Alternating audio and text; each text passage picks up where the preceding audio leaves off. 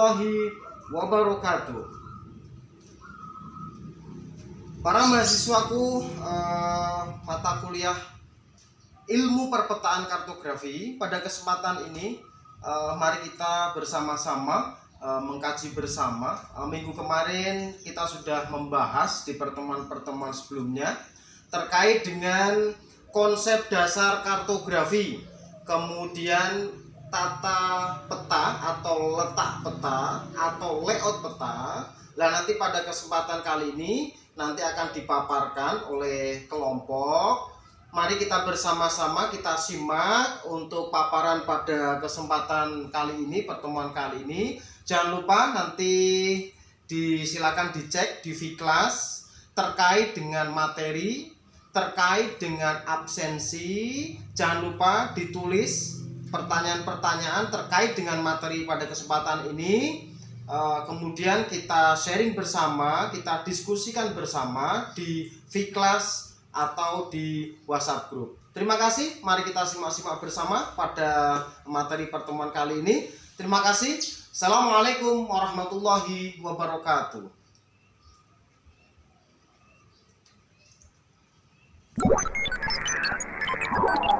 Assalamualaikum warahmatullahi wabarakatuh.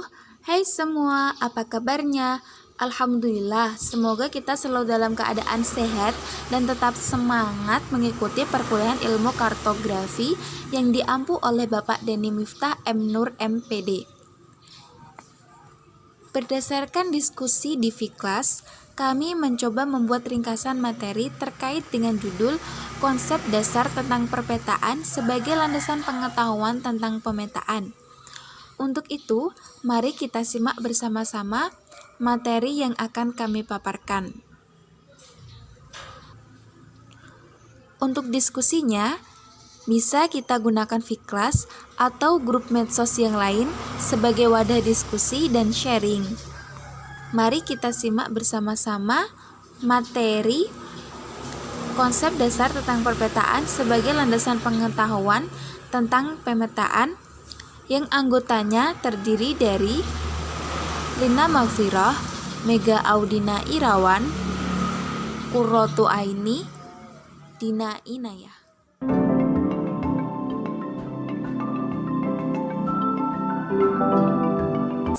Sebab yang pertama yaitu mengenai pengertian peta. Secara umum, peta merupakan seluruh atau sebagian gambaran keadaan permukaan bumi yang ditampilkan pada bidang datar dengan skala tertentu, atau gambaran konvensional permukaan bumi atau gambaran permukaan bumi yang diperkecil dengan skala jika dilihat dari atas bidang datar. Konvensional di sini diartikan bahwa simbol dan lambang-lambang yang digunakan pada peta telah disepakati oleh para ahli peta di seluruh dunia. Adapun pengertian peta menurut beberapa ahli. Yang pertama, pengertian peta menurut ICA atau International Cartographic Association. Menurutnya, peta adalah gambaran atau representasi unsur-unsur permukaan bumi yang terkait dengan permukaan bumi atau benda-benda angkasa. Kemudian yang kedua, pengertian menurut Erwin Rines.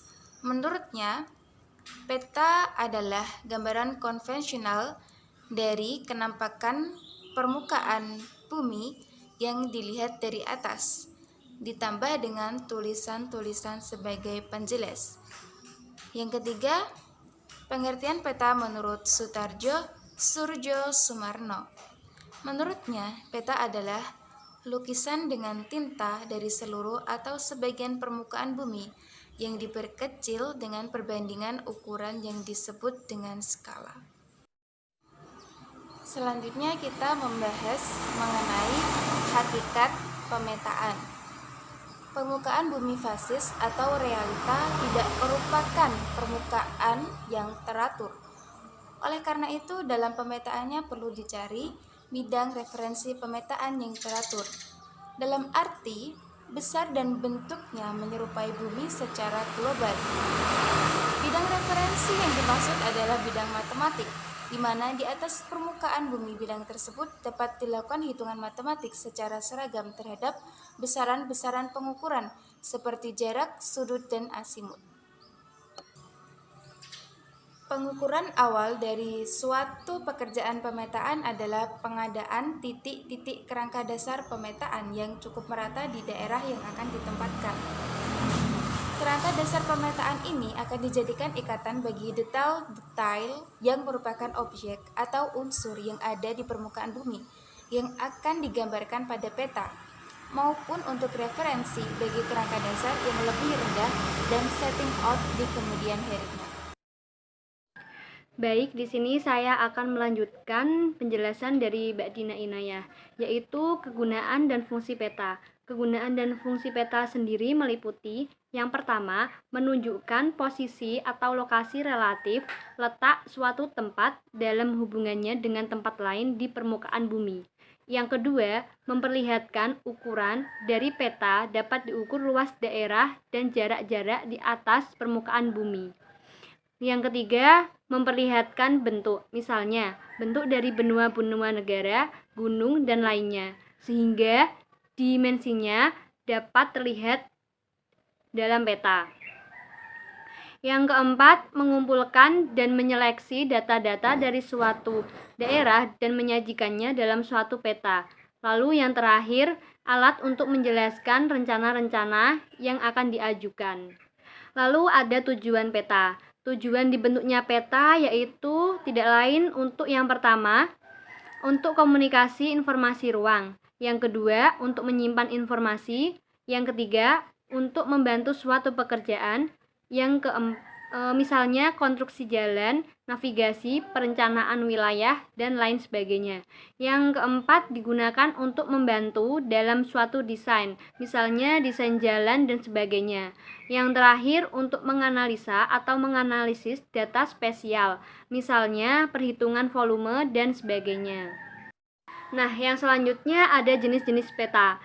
Secara umum, klasifikasi peta dibedakan menurut beberapa kriteria. Di antaranya yaitu yang pertama berdasarkan bentuk peta, yang kedua berdasarkan isi peta, yang ketiga berdasarkan skalanya, yang keempat berdasarkan tujuannya, dan yang kelima berdasarkan metode pembuatannya.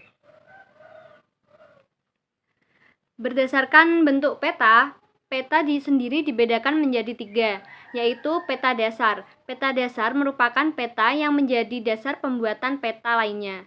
Yang kedua, peta induk, yaitu peta yang disusun langsung dan survei pengukuran di lapangan dan dilakukan secara sistematis.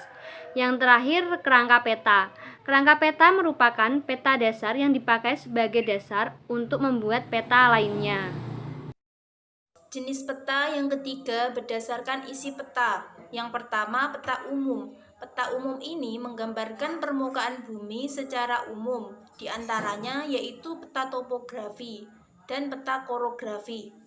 Peta topografi yaitu peta yang menggambarkan secara umum namun skalanya lebih besar, sedangkan peta korografi, peta yang menggambarkan bumi secara umum namun lebih berskala kecil.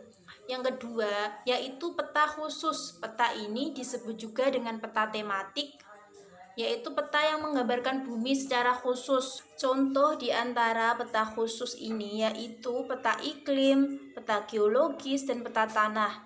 Peta iklim merupakan peta yang menggambarkan iklim di suatu wilayah. Sedangkan peta geologis yaitu peta yang menggambarkan struktur kulit bumi.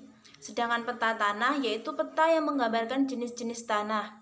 Dan yang ketiga yaitu peta navigasi. Peta ini merupakan peta yang penggunaannya untuk kepentingan navigasi baik di udara dan di laut. Jenis peta yang selanjutnya berdasarkan skala dibagi menjadi 5. Yang pertama peta kadaster. Peta ini memiliki skala 1:100 sampai dengan 1:5000. Yang kedua peta skala besar. Peta ini memiliki skala 1:5000 sampai dengan 1:250.000. Yang ketiga, Peta skala menengah. Peta ini memiliki skala antara 1:250.000 sampai dengan 500.000. Yang keempat yaitu peta skala kecil. Peta ini memiliki skala perbandingan 1:500.000 sampai 1:1 juta. Yang kelima, peta geografis. Peta ini memiliki perbandingan antara 1 banding lebih dari 1 juta. Baik, di sini saya akan melanjutkan dari Saudara Lina. Materi ini adalah peta berdasarkan tujuan. Peta berdasarkan tujuan ada 3, yaitu yang pertama peta pendidikan. Peta pendidikan dengan contohnya yaitu peta lokasi sekolah, SLTP atau SMU. Dan yang kedua peta perencanaan. Peta perencanaan contohnya ialah peta jalur hijau, peta perumahan, dan peta pertambangan. Dan yang ketiga, peta ilmu pengetahuan. Peta ilmu pengetahuan dengan contohnya yaitu peta arah angin dan peta penduduk. Dan materi yang terakhir ialah peta berdasarkan metode pembuatannya. Dibagi menjadi 2, yakni peta kualitatif dan peta kuantitatif. Yang pertama, peta kualitatif. Peta kualitatif adalah peta yang digambarkan dengan menggunakan simbol-simbol, yakni metode koronatif dan metode korokomenatik. Metode korokonatif ialah dengan menggariskan tipis dan memberikan warna. Sedangkan metode koromenatik ialah menggunakan tanda simbol pada peta dengan huruf dan metode indeks figur menggunakan simbol. Dan yang kedua yakni metode kuantitatif. Metode kuantitatif ialah peta yang menggunakan garis-garis yang menghubungkan dengan daerah-daerah yang mempunyai kesamaan.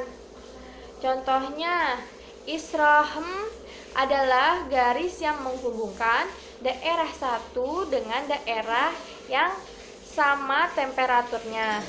Terima kasih kepada Bapak Dendi Miftah M. Nur MPD yang telah berkenan memberikan arahan, nasihat, ilmu, dan pengalamannya sehingga materi ini bisa bermanfaat dan semoga menjadi hasanah edukasi pembelajaran yang lebih baik.